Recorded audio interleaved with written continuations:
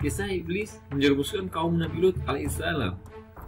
Kaum Lut alaihissalam termasuk kaum yang banyak dikaruniai kelebihan. Mereka suka bersatu dan bergotong royong, dan bisa berangkat kerja sama-sama, meninggalkan istri dan anak-anak mereka di rumah. Iblis tidak menyukai hal ini, dan banyak upaya yang dilakukannya, tapi kurang berhasil. Sungguh sulit menyesatkan kaum yang suka persatuan. Akhirnya, dia mendapatkan ide. Setiap kali mereka pulang kerja, hasil kerjanya dirusak dan dihancurkan oleh si terkutuk iblis. Esok harinya, mereka bertanya, siapa gerangan yang merusak pekerjaan mereka, membuat hari-hari mereka sia-sia dan memperlambat produksi. Kerja mereka menjadi tidak efektif. Mereka kesal sekali, sehingga mereka sepakat bahwa jika si pelaku tertangkap, akan dijatuhkan hukuman berat. Pada hari berikutnya, iblis menjelmakan dirinya menjadi seorang anak muda yang manis sekali tampangnya.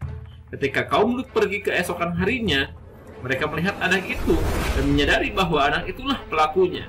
Maka langsung saja mereka kejar dan tangkap anak itu. Dan setelah anak itu mengakui perbuatannya, mereka memberi hukuman mati pada anak yang berwajah manis dan menawan itu sambil lebih jauh. Mungkin agar ketahuan siapa orang tuanya atau kerabatnya, atau supaya diadili lebih dahulu, mereka memutuskan untuk mengurung anak itu, menggilir orang untuk menjaganya. Malam itu juga, ketika sudah memasuki waktu tidur, si anak iblis pura-pura sedih dan meratap karena terganggu dan mulai merasa kasihan. Si penjaga menghampirinya sambil bertanya, "Ada apa denganmu?" "Ayahku suruh memelukku saat aku hendak tidur," jawabnya. Si penjaga menjadi tidak tega. Akhirnya dia katakan, "Ya sudah, sini aku peluk." Ketika sudah dipeluk, si anak iblis membuat gerakan-gerakan yang membangkitkan syahwat orang itu terus-menerus hingga hasratnya sudah terlihat. Si anak mengajarkan apa yang harus dilakukannya. Sampai akhirnya, perbuatan sodomi pertama dalam sejarah peradaban manusia pun terjadi. Pagi harinya, ketika dia bangun, anak itu sudah tak ada. Orang itu pun menceritakan segala yang terjadi dengan berapi-api dan mencontohkannya. Teman-temannya menjadi penasaran, hingga akhirnya mereka saling mencoba melakukannya juga. Akhirnya, hari demi hari, kerusakan moral itu menyebar luas dan menjadi kebiasaan. Iblis adalah yang pertama mengajarkan, lalu diteruskan oleh orang yang menggaulinya itu. Tidak puas dengan itu, iblis terus menyelesaikan misinya. Dia sekarang menjelma sebagai seorang wanita dan pergi mempengaruhi kaum wanita sambil mengabarkan, "Sesungguhnya laki-laki kalian sudah saling suka sama suka. Kalian sudah tidak dibutuhkan lagi."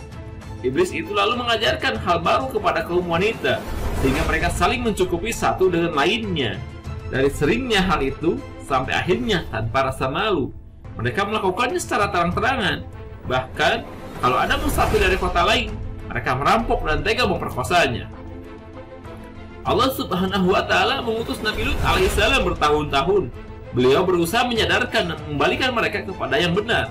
Tetapi, mereka menutup telinga dan hati, bahkan menganggap Lut alaihissalam sebagai pengganggu gaya hidup mereka.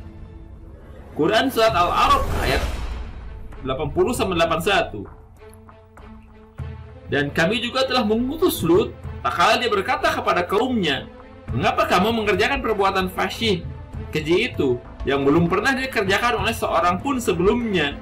Sesungguhnya, kamu mendatangi lelaki untuk melepaskan nafsumu, bukan kepada perempuan. Kamu benar-benar kaum yang melampaui batas." Ketika mereka merasa bahwa Lut alaihissalam terlalu sering mencampuri urusan-urusannya, mereka memutuskan untuk mengusir Lut beserta para pengikutnya. Quran Surat Al-A'raf ayat 82. Dan jawab kaumnya, tiada lain hanyalah berkata, "Usirlah mereka, Lut dan pengikutnya, dari kotamu ini. Sungguhnya mereka adalah orang-orang yang berpura-pura menyucikan diri." Lebih dari itu, peringatan Nabi Lut alaihissalam bahwa bahaya malapetaka akan segera diturunkan kalau kalian tetap seperti itu dijawab dengan tantangan untuk menjatuhkan kutukan Tuhan atas diri mereka sendiri karena mereka tidak peduli. Nabi Lut alaihissalam akhirnya memahami bahwa orang-orang itu tidak dapat diberi baik pengertian atau peringatan lagi. Mereka sudah seperti virus berbahaya dalam masyarakat, layaknya seperti bagian tubuh yang menderita penyakit yang hanya bisa diobati dengan diamputasi dan harus segera dimusnahkan. Nabi Lut alaihissalam mengangkat tangannya ke langit dan berdoa. Biasanya beliau meminta agar kaumnya diberi petunjuk dan hidayah untuk kembali ke jalan yang benar. Namun kali ini beliau meminta sekiranya Allah Subhanahu wa Ta'ala hendak menurunkan azabnya. Beliau pun sudah pasrah. Allah Subhanahu wa Ta'ala yang Maha Kuasa mengabulkan doa Nabi Lut alaihissalam. Dia memerintahkan para malaikatnya untuk menghukum orang-orang keras kepala itu. Mula-mula, para malaikat itu menjelma menjadi sekelompok laki-laki muda yang tampan. Mereka mengetuk rumah Nabi Lut alaihissalam. Beliau membuka dan terpesona melihat orang-orang tampan itu. Di situ, sisi beliau ingin menyambut mereka dengan sepenuh hati dan bersikap ramah. Tapi di sisi lain beliau takut akan bahaya yang akan hadapinya, karena beliau tahu persis moral kaumnya. Bagaimanapun, tiada yang bisa dilakukan Nabi Lut alaihissalam kecuali tetap menunjukkan akhlak mulia dan keramahannya. Sayang, istri Nabi Lut alaihissalam yang mengetahui kehadiran mereka di rumahnya pergi mengabarkan kepada orang banyak tentang kehadiran pemuda-pemuda tampan yang sedang berada di rumah suaminya. Maka berbondong-bondong mereka mendatangi rumah Nabi Lut alaihissalam untuk melihat dan menggoda. Nabi Lut alaihissalam berusaha mengantisipasi situasi, tetapi orang-orang itu bagai binatang buas. Mereka malah menuntut supaya beliau menyerahkan pemuda-pemuda itu. Nabi Lut alaihissalam mengatakan, andai aku bisa memberi kalian pelajaran dengan hanya mencabut otak kalian dan menukarnya dengan akal sehat. Beliau takut dan malu kepada tamu-tamunya yang istimewa itu. Tidak lama kemudian, ketika ketegangan sudah memuncak, situasi pun berubah.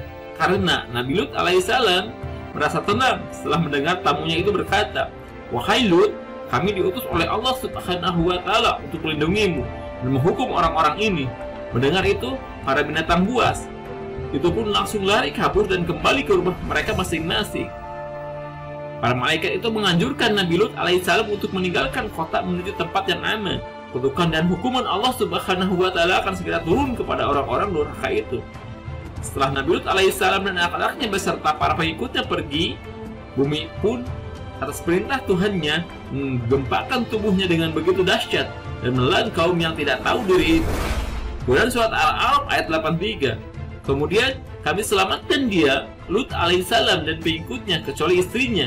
Dia, istrinya termasuk orang-orang yang tertinggal dibinasakan. Wallahu a'lam bishawab.